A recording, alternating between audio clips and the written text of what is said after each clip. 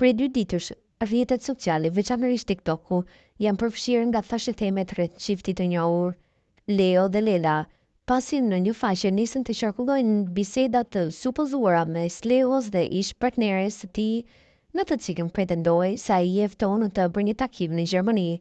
Në pamjet e publikuara, numri i përfshirë në bisedë del të jetë i Leos, gjë që ka shtuar më shumë dyshimet dhe diskutimet në rrjet.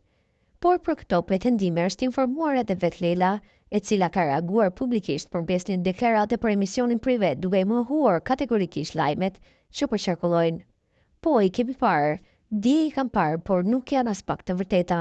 Ne jemi duke bashkëtuar dhe nuk kemi pasur asnjë krizë mes nesh.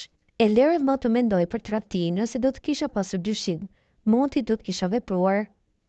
Janë komplet fake, është shprehur Lela, duke i shuajtur gjithë situatën një sajin të pastër.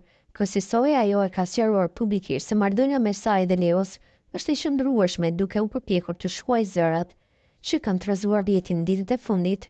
Rrjedha e këtyre thashethemeve vazhdon të ndiqet me interes nga ndjekësit e çiftit në rrjetet sociale.